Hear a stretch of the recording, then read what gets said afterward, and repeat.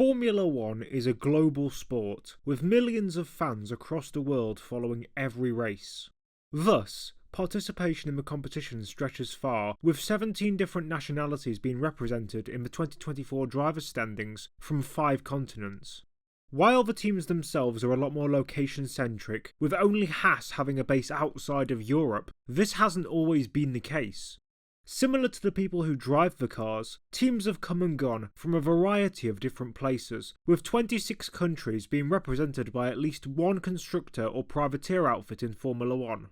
In this video, I will attempt to rank all of the nations that have had a Formula One team from worst to best, analysing the standout representation from each, and giving some honourable mentions too, where applicable, as there are many examples of multiple amazing constructors occupying the boundaries of one nation.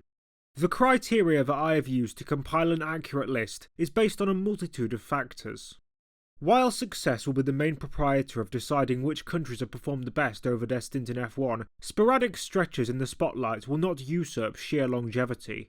For example, if a team did 5 seasons in total, winning 1 championship, they will most likely be placed lower than an outfit that has finished in second place numerous times over a longer period.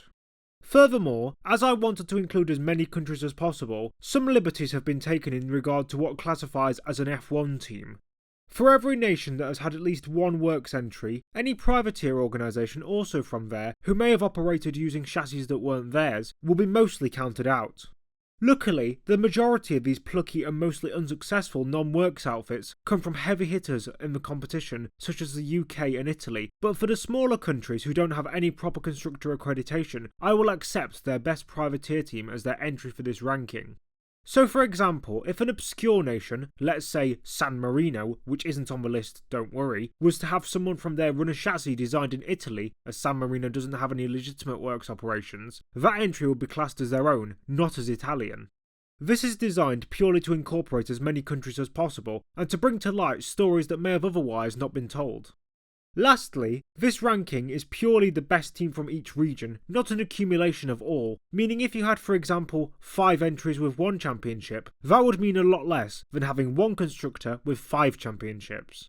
With my criteria discussed and explained, let's get into the video and discuss the best and worst countries when it comes to building cars in F1 history.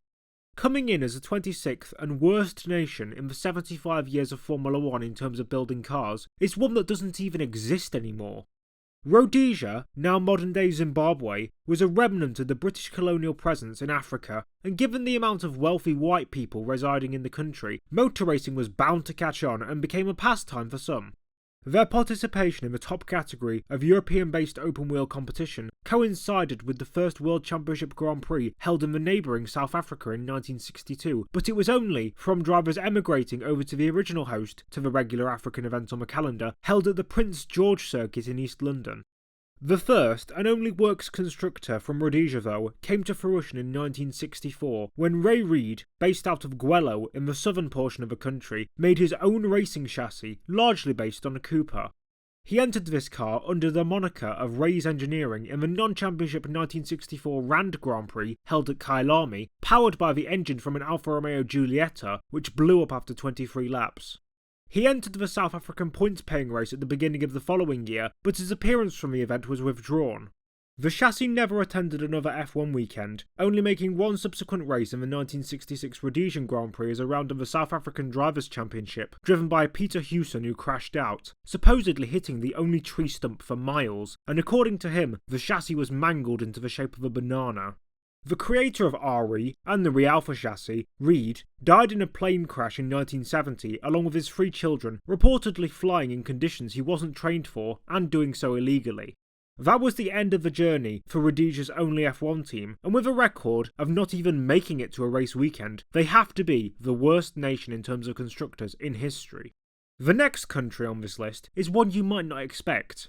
Australia has not just had podium finishers and race-winning drivers, but also has 2 world champions, those being Jack Brabham and Alan Jones. Unfortunately for the land down under though, the team eponymously created by the former of these 2 names was never based there, having won all its trophies under a British licence, with Jack being the only link back to his homeland.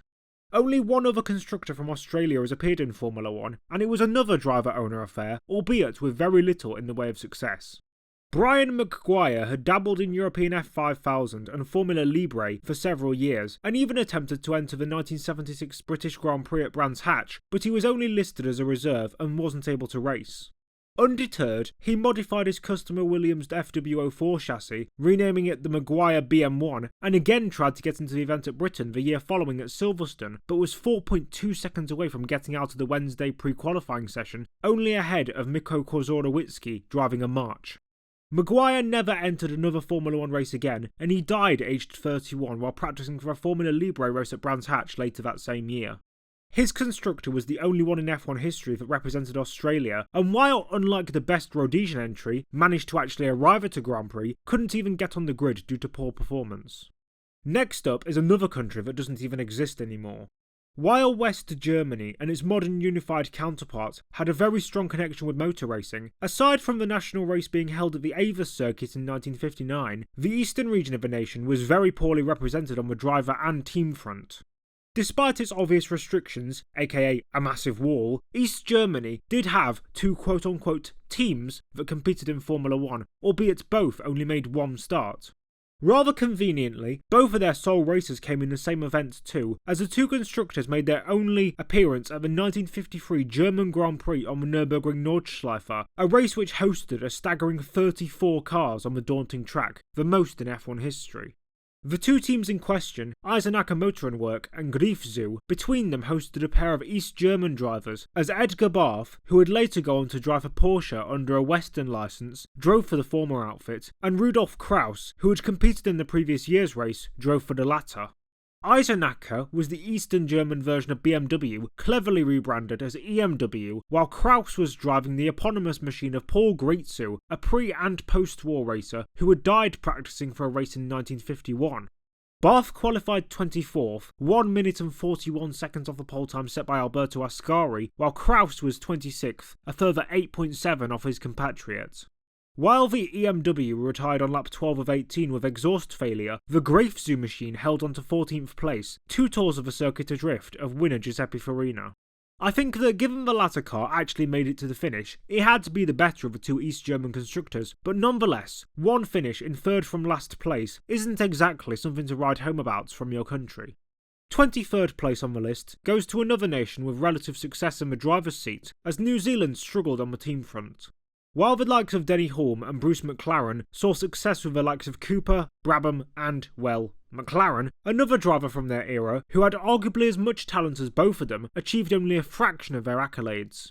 Chris Amon was a very talented driver, but suffered from bad luck numerous times, losing out on several race victories due to factors completely outside of his control.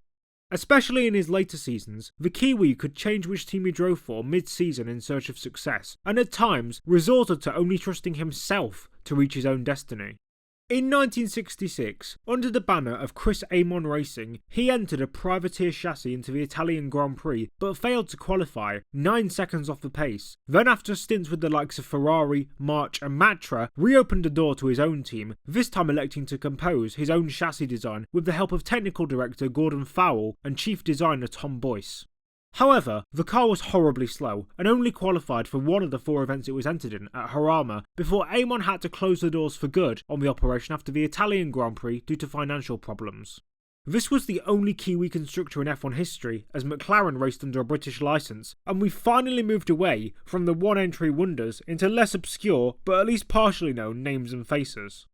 After the appearance of Rhodesia right at the beginning of this video, its neighbouring country South Africa makes its own showing near the bottom of this list. Just like New Zealand and Australia, who had several successful drivers but not so much in the way of teams, the likes of Jody Scheckter and Tony Maggs put the most well-known African nation in Formula 1 on the map, as both of its two constructors that attempted to make their mark did so in a dire fashion.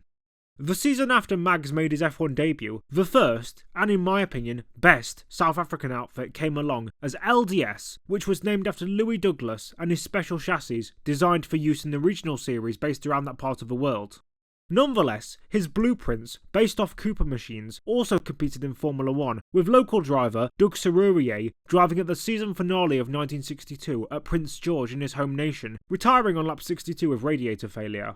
They entered the same race in 1963 with 2 cars, one driven yet again by Serurier and the other by Sam Tingle, who was representing the Federation of Rhodesia and Nyasaland. The former driver finished 11th, while Tingle had half-shaft failure on lap 2. Also competing in that event was another South African constructor making their debut, as Peter de Klerk drove his Alpha Special to retirement. Then both teams returned for their home race in 1965, as de Klerk got 10th place while Tingle was 13th and Serurier failed to qualify. The LDS team returned when the venue changed to Kyalami in 1967 and 68, but retired from both events. Then the Alpha Special team returned in 1969 and 70, driving customer Brabhams, getting 11th in the latter race. Unfortunately though, de Klerk's last showings were the final ones for South African constructors in F1, as although future drivers would obtain success, no more chassis designers would come along to take the reins. The next nation on this list is another that has lots of success in terms of performance from individual competitors, but much less so in terms of constructor glory, albeit much more recently. The Netherlands may have experienced great success with Max Verstappen in the past few years, but they don't have much to offer on the team's front. Only 2 constructors have operated from the country in F1, with the first being Borrow, who did a handful of races in 1976 and 77 with Larry Perkins and Brian Henton, but the most well-known representation of theirs is most certainly Spiker, who raced in 2007, with their most famous moment coming at the Nürburgring when one-off competitor, Marcus Winkelhock, gambled in the wet weather conditions to build up a lead of 33 seconds in the opening laps of the event, before the race was neutralised. Aside from that, it gave a debut to Adrian Sutil too, and is of the same lineage as Jordan, Midland and Force India, all of which appear in this list at one point or another. Similar to the Netherlands on the driver front in terms of success, as the 20th country in terms of constructors on this list is Spain, who now have 2 Grand Prix winners in the form of Fernando Alonso and Carlos Sainz, but have only had 1 team ever, which conveniently did nothing in the 3 years it spent in the sport. Campos Meta was a GP2 team owned by former Minardi driver Adrian Campos, and he aimed to enter F1 in 2010 alongside 2 other new teams, Virgin Racing and USF1. Unfortunately, due to financial difficulties, he had to sell up to a majority shareholder in the outfit, José Ramón Carabante, who renamed it to Hispania before the start of the season. While the USF1 project failed and was replaced by a new version of the iconic Lotus name, albeit with no connection to the original founded by Colin Chapman, all 3 new constructors struggled in their opening campaign. Not only did all of them fail to score any points, but HRT also used 4 drivers throughout the year, switching from Karun Chandok and Bruno Senna to the likes of Sakon Yamamoto and Christian Klein, returning to the sport after several years away. Their inability to pay their chassis designers Delara meant that Hispania ran the whole season with what was meant to be a show car initially, but they persevered into 2011, signing ex-Jordan driver Narain Karthikeyan and Force India reject Vitantonio Liuzzi as they made small adjustments to their previous chassis. After failing to qualify for the opening round in Melbourne, they saw a drop-off in results from 2010, but still finished ahead of Virgin for the 2nd year running in the standings. 2012 saw Karthikeyan retain his seat, partnering veteran driver Pedro de la Rosa, but continuous financial struggles hindered any potential progress, so they finished last in the constructors' table and went bust before the start of the next season. While HRT was the first of the new teams to fall, with Caterham and the later iterations of the Virgin outfit leaving F1 in 2014 and 2016 respectively, it did nothing spectacular, although its endless woes provide nostalgia for some fans who reminisce about the times where 24 to 26 cars competed in every single race, even if some of them were utterly awful. Hispania, though, were also carrying a country on its back, as while Fernando Alonso was undoubtedly a bigger and more successful name than his compatriot backmarker team, they still seemed like a plucky underdog everyone loves to root for. They were the first, and so far only, Spanish team in F1 history, which is unlikely to change unless Alonso wants to become an owner-driver anytime soon. The next up to rank is Malaysia, who technically have 2 entries for teams in F1, but are both iterations of the same outfit. Lotus entered as a new team in 2011 alongside Virgin and Hispania, with experienced drivers Jarno Trulli and Heikki Kovalainen piloting their machines. They were undoubtedly the most prepared and fastest of the rookie entries, as although they didn't score any points, they often finished inside the top 15, with a best result of 12th in Suzuka. Trulli and Kovalainen stayed for 2011, along with a one-off appearance in Hockenheim for Karun Chandok, and again beat Virgin and HRT by getting 3 13th places across the year. Their Italian veteran Jarno was dropped in early 2012 after the first pre-season test for Vitaly Petrov, and after a naming dispute, the entire operation was rebranded as Caterham F1, which gave birth to the 2nd Malaysian team in F1 history, technically. Marussia had upped their game, and the fight over 10th and the constructors went down to the final round when Charles Pic let Petrov through towards the end of the race. The Frenchman did this because he was switching over to the Caterham outfit for the season following and wanted to secure them the extra prize money for 10th in the standings, so his new employers would be better off. Pic was joined by Dutch rookie Guido van der Garde, who had impressive moments, such as nearly getting into Q3 in Monaco, but in that season they lost out on 10th to Marussia, then did the same thing in 2014. The turbo hybrid era facilitated a range of changes at the team, including designing front wings in the shape of a dildo and bringing on board Marcus Ericsson and Kamui Kobayashi, along with one-off appearances for drivers with money behind them from Andre Lotterer and Will Stevens.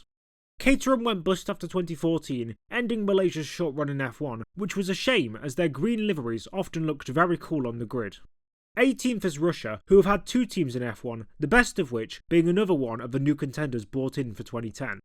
From 2012 to 2014, the outfit was rebranded from its original name, Virgin, to Marussia. Then in 2015 it was called Mana Marussia, and its crowning achievement was getting 9th place with Jules Bianchi at Monaco in the latter of those years, becoming the first of either HRT, Lotus, and its evolutions, and themselves, to score a point. Outside of that, they weren't exactly memorable, apart from a small anecdote that Charles Pic screwed him over in 2012. 30 or 40 years from now, Bianchi will be the most memorable thing about the team, both for the Monaco result and his death in Suzuka, as although the fatality had nothing to do with them, connections will still be made, like there have been with similar anonymous teams who had their drivers die in cars, like Simtek and Roland Ratzenberger. To give an honourable mention, the only other Russian entry in F1 team history was Midland, who bought out Jordan in 2005 and renamed them for the season after, but did the square root of nothing in their short stint as a new identity before selling up to another brand called Spiker. The likelihood of another Russian outfit getting on the grid are about as slim as the likelihood of seeing Vladimir Putin do a speech in a crop top, apple-bottom jeans, boots with the fur, and holding up a rainbow flag, but maybe Nikita Mazepin can bribe Liberty Media into letting him back into the sport. The first North American nation on the ranking is Mexico, as they only had 1 constructor in their time in the sport. It was another owner-driver situation too, but not for a competitor you might expect. While the likes of the Rodriguez brothers or Sergio Perez had immense skill, the much less known Hector Ibach didn't, and his stint towards the end of the 1970s and early 80s was mostly forgettable, apart from being target practice for James Hunt's unforgiving commentary during his stint at Brabham. After one start with Hesketh in 1977, he set up his own operation the following campaign, running year-old Lotus chassis, failing to qualify for 4 of the opening 6 rounds of the season, before improving in the mid-season and getting 6th place and a point in Hockenheim, although that was his only score of his debut full schedule, as he only got 1 of the top 10 all year. 1979 was much of the same, except he went completely pointless, and towards the end of that season, he had a machine designed with heavy inspiration from the Lotus and Williams chassis, naming it the Rabach HR100, albeit this car didn't finish any of its 3 races, before Hector shut down the team ahead of his move to Brabham for 1980. That put an end to the only Mexican team in F1 history, and with only a singular point, it really lacked any serious results. The next country is Belgium, and like many others, they only have limited representation, as the drivers Jacques Soiters and Johnny Claes combined their teams to create the Écurie Nationale Belge in 1955, as the latter driver entered a Ferrari 500 chassis into the Dutch Grand Prix at Zandvoort, qualifying last and finishing as the final runner in an 11-car field. Then in 1959, they entered 2 machines in Monaco, but both Alain Deschanguy and Lucien Bianchi failed to qualify. The latter Belgian did make it into his home event at Spa the year following, and drove to a 6th place finish in the tragic race that claimed the lives of Chris Bristow and Alan Stacey within the space of 10 minutes.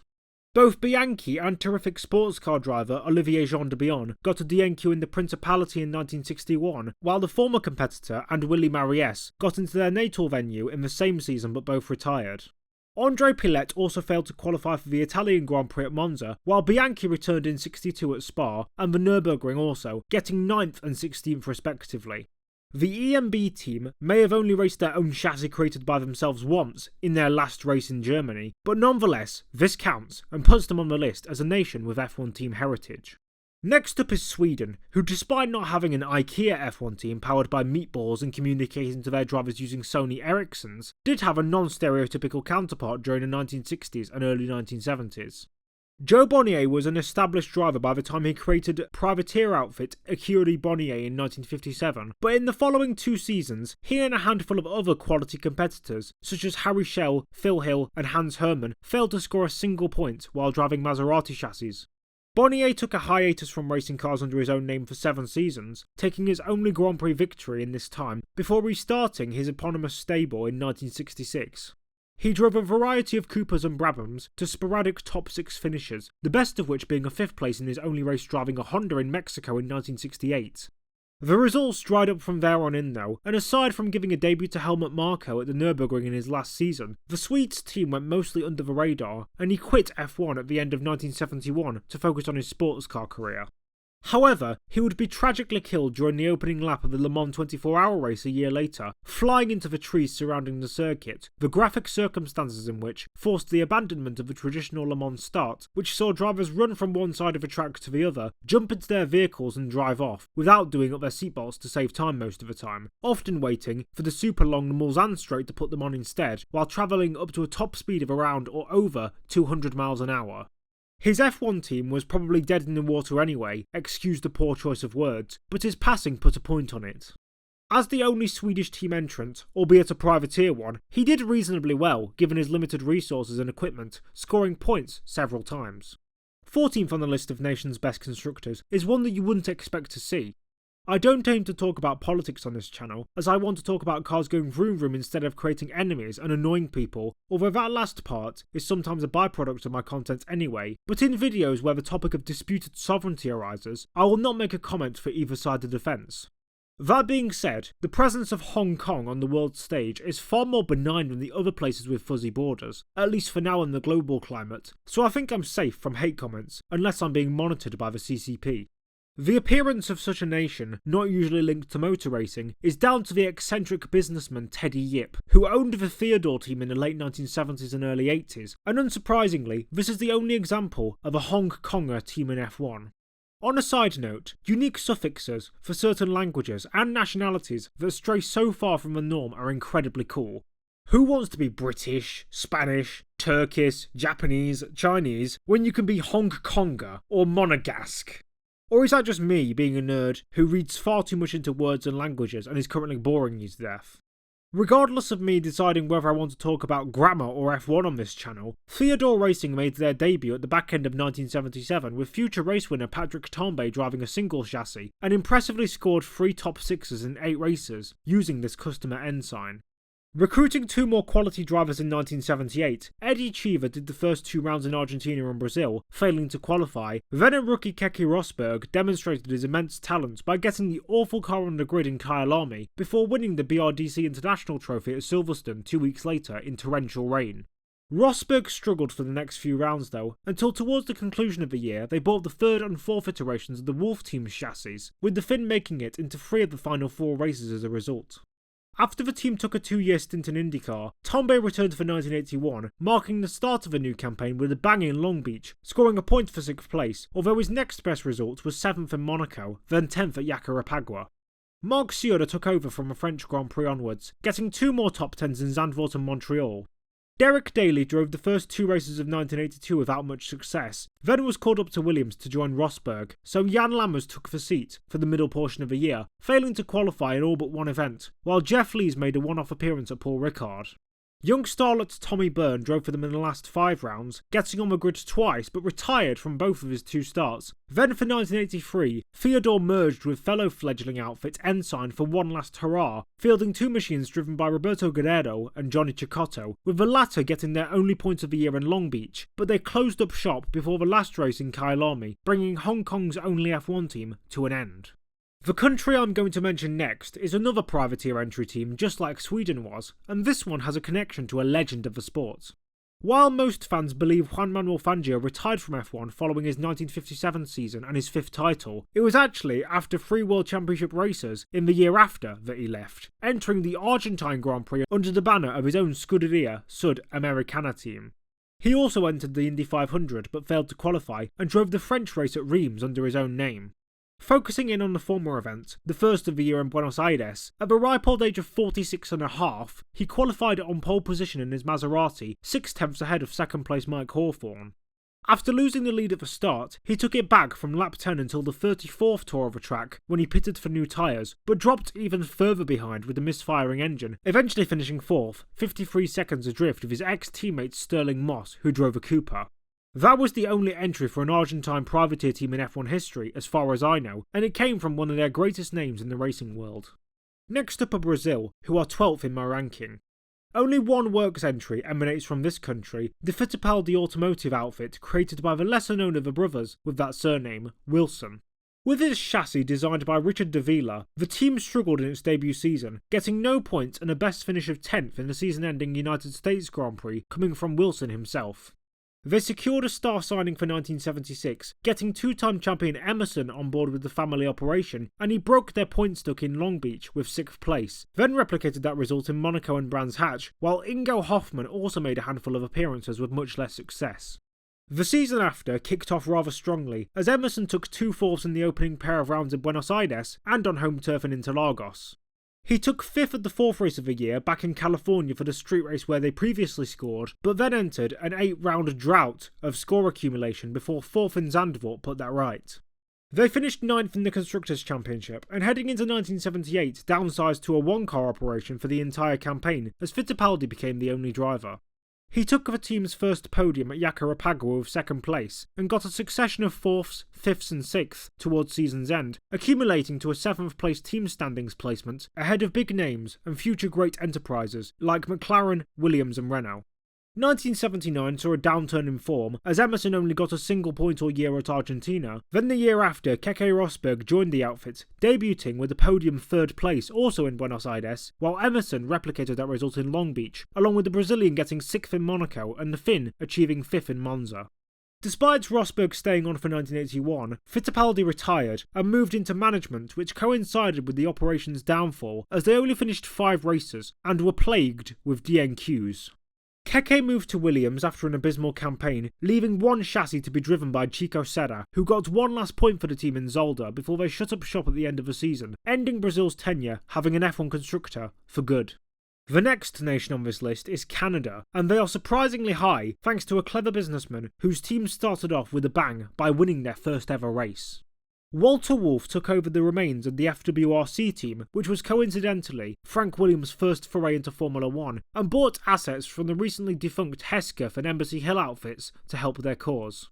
Heading into 1977, Jody Scheckter was hired to drive the only chassis, and he won their first ever race in Argentina. A retirement in Brazil preceded 2nd in South Africa, then 3rd in Long Beach and Jarama, before another victory in Monaco with the fastest lap. Failures to finish plagued the rest of their season, but they still achieved 4 more podiums, including another triumph in Canada on home turf. Their form dipped heading into the following campaign, as it took until round 5 in Monaco for them to score points, then got 4th in Spain and 6th in France, before a 2nd in Hockenheim and a strong North American leg saw them take 3rd at Watkins Glen and 2nd in Montreal. They fell from less competitive in 78, as the poor chassis was unable to even score a point in the hands of James Hunt or Keke Rosberg. Walter Wolff decided to pull out of F1 at the end of the season, citing the lack of performance, ending Canada's team presence in the sport. An honourable mention should also go to Stebro, a manufacturer who mainly dabbled in Formula Junior cars, but fitted a larger engine into one of these models for the 1963 United States Grand Prix and finished 7th in the hands of Peter Bröker. The first country to break into the top 10, though, is one that follows the opposite to the trend of some, where their best team is far more successful than their best driver. Despite having 1.4 billion people, only 2 Indians have ever driven in F1, and just 1 scored points, that being Narain Karthikeyan at the 2005 United States Grand Prix, but its sole constructor achieved much more notoriety in its 10-season stretch. Taking over Spiker at the end of 2007, Force India had a quiet first 1.5 years, but then took a surprise pole position in Spa with Giancarlo Fisichella driving, before coming 2nd in the race. From 2010 to 2013, they established themselves as solid midfield runners, with the likes of Adrian Sutil, Paul Di Resta and Nico Hülkenberg, but entering the turbo hybrid era, they started achieving sporadic podium finishes with Sergio Perez, backed up by ruthless consistency from his teammate Hülkenberg. When the wide boy regulations came to fruition in 2017, Perez and his new counterpart Esteban Ocon got involved in numerous collisions, notably in Spa, Baku and Singapore, which in part led the Frenchman to leave for 2019, but before that could happen, the team went into administration in mid-2018 due to extreme debt. It was bought by Lawrence Stroll so his son could have a permanent seat on the grid, and thus their Indian heritage was lost, bringing to a premature end the legacy of an outfit that was otherwise a plucky underdog. Japan's tenure in Formula One is linked mostly with the operations of Honda's engine program, which saw success powering Williams, McLaren, and most recently Red Bull, but in terms of individual constructors, the reputation of a rising sun is one of lost potential. The aforementioned Honda outfit made their debut as a works entry in 1964 at the German Grand Prix as Ronnie Bucknam piloted their machine to 13th place, then he retired in Monza and Watkins Glen. Richie Ginther signed for them heading into the season after, but good reliability was hard to come by, and until the last round in Mexico, they only scored 2 points from a pair of 6th places in Spa and Zandvoort from their new recruit. However, at the Magaladena Mishuka venue, Ginther led every lap on his way to victory, with Honda becoming the first non-European team to win a race held to Formula 1 spec regulations. A heavy chassis limited their potential in 1966, as they only scored points once, with 4th again in Mexico, but for the following season they hired star driver and 1964 champion John Surtees to take the reins of their single car. He got 3rd in Kyalami, then 6th in Silverstone, and 4th on the Nürburgring Nordschleife before winning the Italian Grand Prix at Monza, taking the lead late on thanks to Jim Clark running out of fuel after a fantastic drive. He achieved another top 4 at the Mexican Grand Prix, but the 1968 season was marred by the development and implementation of a dangerous RA302 chassis made from magnesium, which, although lighter than most other cars, was also prone to kill whoever drove it due to the flammable nature of the materials used in its creation. Surtees refused to drive it, citing it as a death trap, so they got to local competitor Joe Schlesser to make its debut at the French Grand Prix at Rouen. He crashed out on the 3rd lap, and the vehicle burst into white-hot flames, fatally injuring the debutant and causing Honda to pull out of F1 at the end of the season.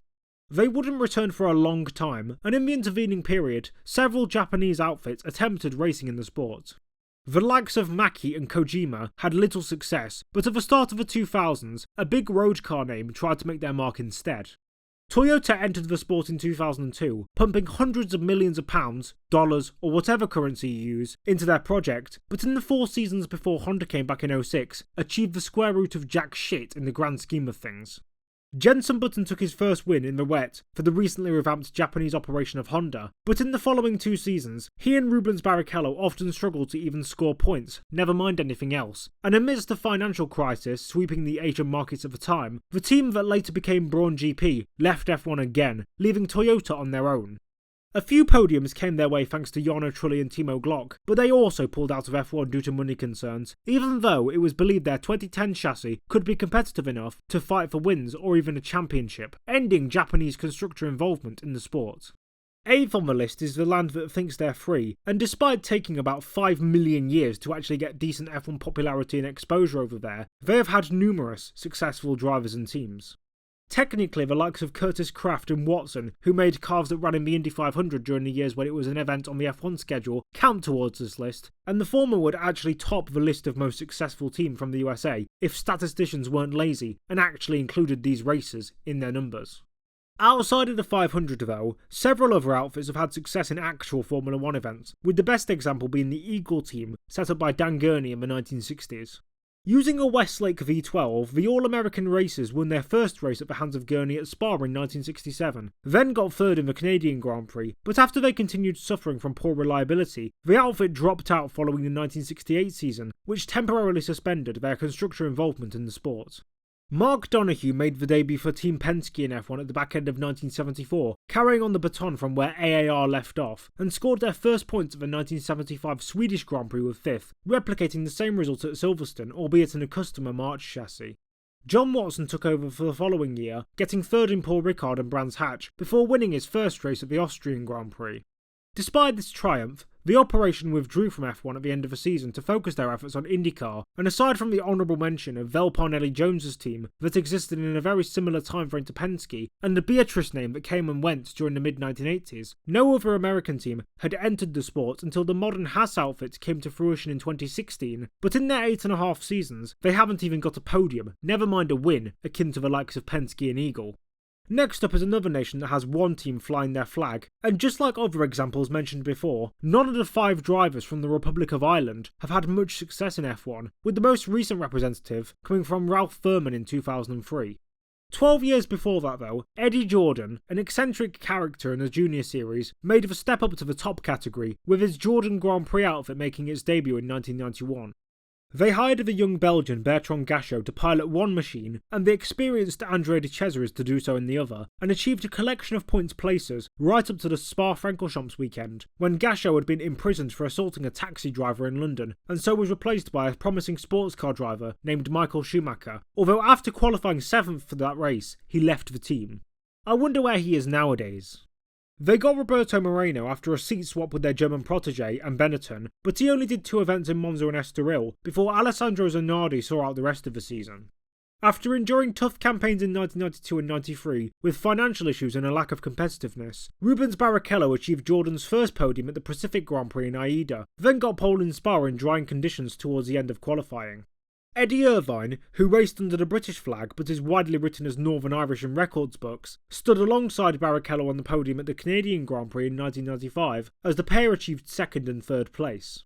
Throughout this phase, into the year where Martin Brundle drove his last F1 campaign, they'd solidified themselves as a consistent midfield contender team who could get the odd podium here and there, but at a chaotic Belgian race in 1998, the team got not just their first victory, but also their maiden one too, as Damon Hill led home Ralf Schumacher thanks to team orders initiated by the Brit. 1999 saw Schumacher's replacement Heinz-Harald Frentzen make a surprise title bid by taking 2 wins and several more rostrums in a strange season where the 2 championship protagonists Mika Hakkinen and Eddie Irvine seemed to be doing everything they could to throw the title. The fact that Lando Norris was born in the same year that everyone bottled it is poetry, but aside from that, Jordan entered into a slow decline from the start of the new millennium onwards, as aside from a shock victory at Interlagos in 2003, where their other best result was 8th in that year, they fell down to being backmarkers by 2005. Their last podium came at the farcical 6-car United States Grand Prix, and midway through that year, Eddie had sold up to Russian investors, which ended the Irish lineage of the outfit. Given their limited budget and underdog status, especially considering that most of the other minnows from the era where they joined failed to even score points or qualify for races, Jordan did a fantastic job at breaking the mould, only bowing out once it was obvious that F1 was becoming ever less feasible for privateer teams to compete in. The 6th highest ranked team on this list is another that might surprise you. The majority of Switzerland's Formula 1 success on the drivers' front comes from the early days of the sport when they hosted a race on the Grand Prix calendar until 1954, but their first forays into team ownership had far more humble beginnings. The MBM was a Formula Junior chassis owned by Peter Monteverdi and strapped with a 1.5-litre F1-style engine, which entered the 1961 German Grand Prix, but following unimpressive runs at the Solitude Ring and various hill climb events, the Swiss driver withdrew his entry. The next attempt from the Red Cross at the sport, a phrase which makes it seem like an ambulance with blood donation equipment inside it, raced in F1, came in the 1970s courtesy of Guglielmo Bellassi, with Silvio Moser behind the wheel, but they only attempted 6 races in the opening 2 years of the decade, never even finishing 1. The next to come along and try their hand was the Apollon team, who entered several events in the 1977 championship, but various issues caused them not to attend, with some being as trivial as not having transport to get to the races. The team and their driver Loris Kessel finally made it to the Italian Grand Prix at Monza, but failed to qualify 8 seconds adrift of the pole time, bringing to an end their short stint. The next and most successful Swiss operation in F1 history came 16 years later though, as Sauber entered the sport in 1993 as a Mercedes-backed operation. They were competitive from the off, taking 7th place in the constructors during their first season, with the best result of 2 4th places in Imola and Monza. Then after a slightly weaker sophomore campaign, they got their first podium in 1995 at the Italian Grand Prix thanks to Heinz-Harald Frentzen. They would then score 1 rostrum in each of the following 3 years thanks to Johnny Herbert and John Alesi, but after being a lower to mid-range midfield operation, achieved an impressive 4th place constructors finish in 2001 with Nick Heidfeld and a debutant Kimi Raikkonen at the helm, but this would be their best result until the outfit were taken over by BMW and partially renamed in their honour. They got second in the standings in 2007 thanks to McLaren's disqualification as a proponent of the Spygate scandal, then got third in 2008 along with the first and so far only race victory of their tenure in the sport, thanks to Robert Kubica in Canada. The German benefactors pulled out after a mediocre 2009 season, which promised a championship potential machine but struggled to even deliver podiums. Since then, they returned to their home in the midfield, burgeoning the careers of young talents like Sergio Perez, Kamui Kobayashi, Felipe Nasr and Charles Leclerc, but ever since they became Alfa Romeo, then Be Gamble Aware, Ray Winston's Beef Shack, Play Responsibly but Still Give Us Your House and Family Heirlooms so you can keep betting, Formula 1 team, there has been a stark drop-off in terms of performance for them. When Audi takes over for 2026, they may see an upturn in form, but now they've been baby-daddied by 3 big German car brands, Mercedes to begin with, BMW next, and the 4 cock rings now. Wait for Porsche to come prancing in by 2040. They are the most recent and successful Swiss F1 team in history, but the first nation to break into the top 5 is one located very near, and speaks partly the same language too.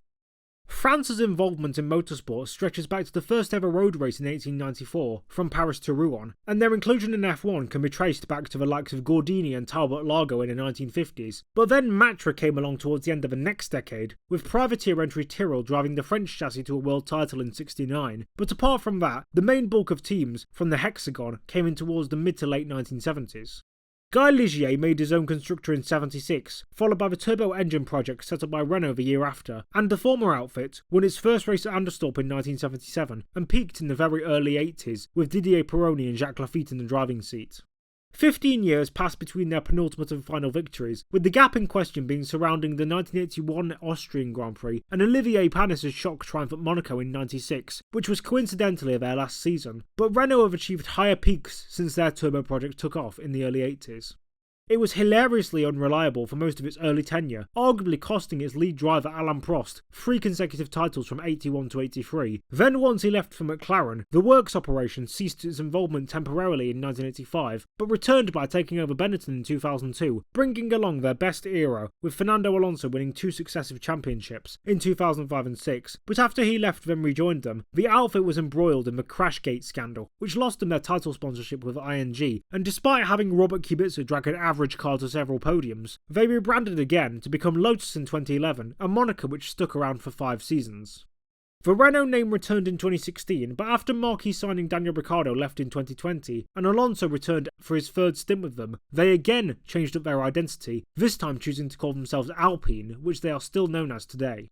The French outfit, which has more identities than Jack the Ripper, is still the marquee manufacturer for its country, and nonetheless, despite its recent fall-off, does know how to win championships. Austria is next on the list, and is the highest ranked team that only has one representative, that being Red Bull.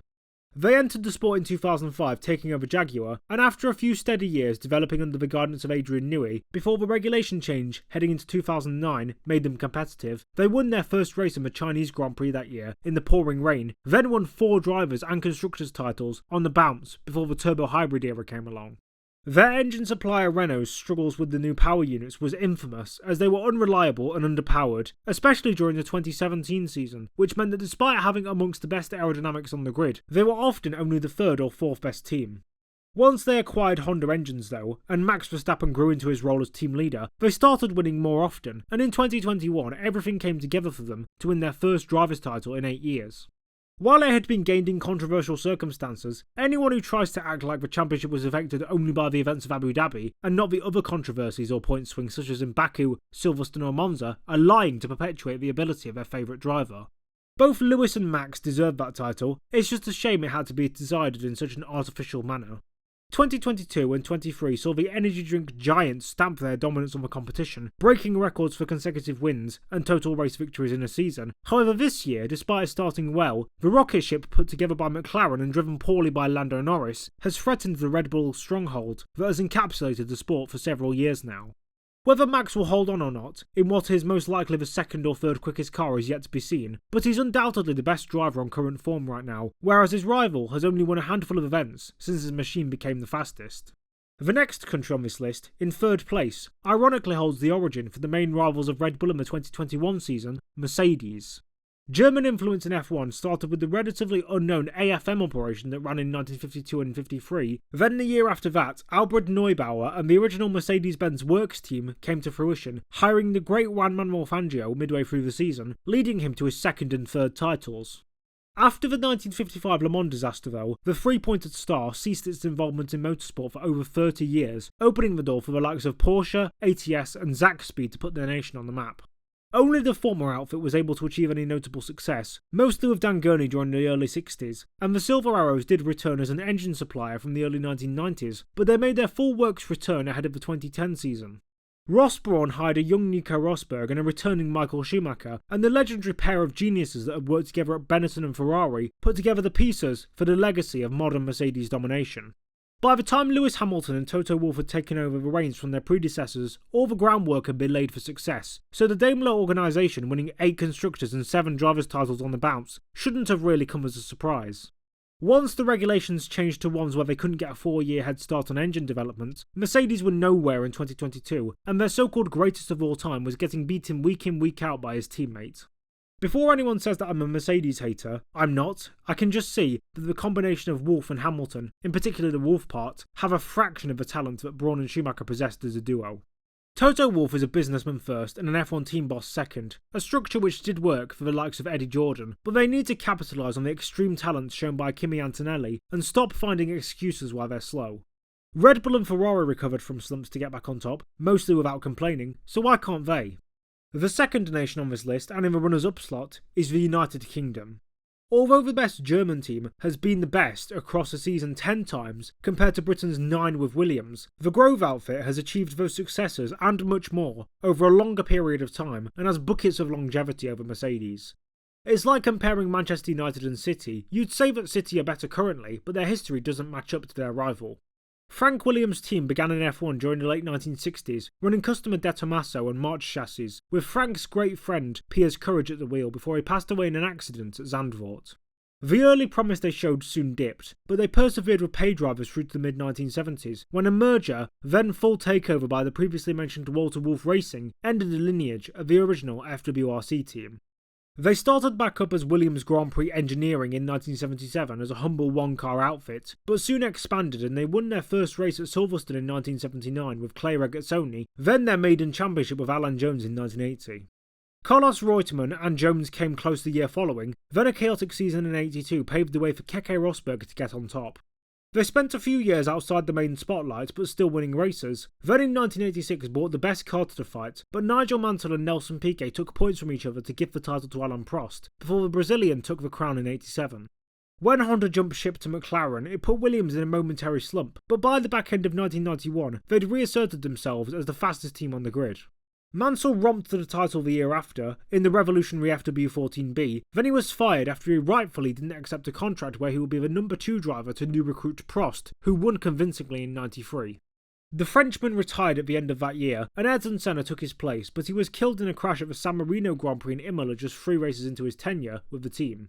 Damon Hill mounted a weak title challenge against Michael Schumacher that season, and did so again in 1995, but as Benetton fell off a cliff into the following campaign, and no one was in the same ballpark as Williams, Hill narrowly defeated his rookie teammate Jacques Villeneuve to the title, having known it would be his last opportunity to do so, as he became the 3rd champion from the team to leave directly after winning the championship, after Piquet and Mansell. Villeneuve took his own triumph in 97 in similarly poor fashion, nearly losing out to Schumacher in a much inferior Ferrari, but with the exit of Adrian Newey, Williams entered a slow downfall, with 1998 and 99 being poor winless seasons, although the arrival of BMW temporarily plugged the gaps, as Juan Pablo Montoya and Ralf Schumacher won a handful of races between them. Once the German engine supplier left though, they slumped back into the midfield, and despite a surprise victory for Pastor Maldonado in Spain in 2012, they'd become a shadow of their former selves. The turbo hybrid era and their acquisition of Mercedes power units again slowed their slump, but by 2018 they were the slowest team. Then the year after they had an abysmal, pointless campaign apart from a lucky 10th place finish at the German Grand Prix. George Russell dragged his machine into top positions numerous times throughout 2021, but since his departure they haven't reached the same peaks. New team principal James Vowles seems to have his head screwed on and is looking for long-term performance gains, sacrificing the imminent seasons for future glory, at least hopefully. They seem to be going in the right direction, as their decision to ditch the underperforming Logan Sargent with the feisty young Argentine Franco Colapinto has paid off to the point where he might even be better than his teammate Alex Albon, so there is some hope that Williams may return to the top soon. Honourable mentions for the best of Britain include all of their former championship winners, the likes of big names like McLaren, Tyrrell, Lotus and co, to the older successful ones like Van Wall, Cooper and BRM. Most of the modern teams and some of the ones whose racing licenses reside in other nations are or were based in the UK, like Jordan and Red Bull, but to class these as British when their brand identities are anything but, especially with the buzzing Hornets, would be disrespectful, so in most cases I chose only wholly British operations as from the United Kingdom. The only nation to usurp my home country in terms of their best F1 successors though is Italy and Ferrari. It was never going to be a question that they would lead the way due to their sustained presence and success in the sport. Aside from dry periods during the 80s and 90s, and from 2008 until the present day, they very rarely go more than about 7 years without winning a title, and in the cases they don't, they get very close. Their first start came at the second World Championship F1 race in the 1950 Monaco Grand Prix, and the Pampas bull Jose Froilan Gonzalez took their first victory at Silverstone a year later. When the sport ran to F2 regulations for 2 seasons in 1952 and 53, their starman Alberto Ascari dominated, winning 11 races of the 15 held during that time frame. Once the Italian left for Lancia and subsequently passed away testing at Monza, the likes of Eugenio Castellotti and Luigi Musso showed promise, but Mike Hawthorne was the next one to triumph with the Scuderia in 1958 before his early retirement due to medical reasons. Tony Brooks got close in 1959, then after a slump a year later where they only won 1 race, at Monza, because the combined oval layout was used, which exacerbated their power advantage, they dominated the 1961 season, albeit with tragedy striking at the Italian Grand Prix, when World Championship elect Wolfgang von Trips was killed along with 15 spectators in a crash. John Surtees won for them in 64, then after Lorenzo Bandini died, Jackie Ickx got close in 1970, but it wasn't really until Niki Lauda came in and pointed them in the right direction that they became a powerhouse again, doing incredibly well from his first title in 75 to Jody Scheckter's crown 4 years later. 1980 was an abysmal season as they finished 10th in the Constructors, but started winning again straight after, and realistically would have won in 82 had Didier Pironi not had his career-ending injury in Hockenheim. The same case happened in the next campaign, but instead it was more the case that while René Arnoux and Patrick Tombe were very good drivers, they didn't have the killer instincts required to become champion. Michele Alboreto had an underrated run in 1985, but it wasn't until the start of the next decade when Alain Prost took it to Senna, where they really looked to be in with a shout, but as the Frenchman became demoralised, then left in acrimonious circumstances, Ferrari didn't win another race until 1994. Michael Schumacher joined them in 96 and had them fighting for titles again within 3 seasons along with Rory Brown and Ross Brawn, but it didn't all come together until 2000. Then they proceeded to dominate for the next 4 years. After a drop-off with new tyre regulations in 05, McLaren had one last hurrah in 06 but narrowly missed out due to Fernando Alonso. Then Kimi Raikkonen picked up the reins with a surprise win after Shui retired. Felipe Massa got ever so close in 2008, then Alonso did the same in 2010 and 12, before Sebastian Vettel's era was a similar story of lost potential, along with Charles Leclerc's stint which has been littered with errors by both driver and team. Even with their droughts though, Ferrari are undisputedly the greatest constructor in F1 history, more so than the other Italian firms like Alfa Romeo or Maserati, purely due to their completely unmatched longevity and statistics. F1 is Ferrari and Ferrari is F1, and they will eventually return to the top. They just need another Lauda or Schumacher-esque rebuild job, although I think that considering Lewis Hamilton wasn't really involved in the nitty-gritty changes and development of Mercedes, I'm not sure if he was the right option, especially at the age of 40, but I could easily be proven wrong. Without a doubt though, Italy is the most successful nation in terms of constructors in F1, and they usurp anything anyone else can come up with. From the countries that don't even exist anymore to global powerhouses leading the way in technology and innovation, Formula 1 has housed them all. With that being said though, I think that brings today's video to a close. I hope you enjoyed me ranking all of the best nations in F1 history, and if you did, please remember to like, comment, and subscribe to see more content from me in the future. You can also subscribe to my Patreon if you like to see exclusive content, get videos a day early, and have an opportunity to converse with me personally for as little as $1 per month. Big shout out to my existing Patreon subscribers, Andy Lamberts and George Stratford, and you can also follow my X/Twitter account, where I post boiling hot lava takes on F1, IndyCar and NASCAR, and follow my Instagram for behind the scenes updates. With my shameless plugging over though, I'm Nedzo and I'll see you all later. Bye!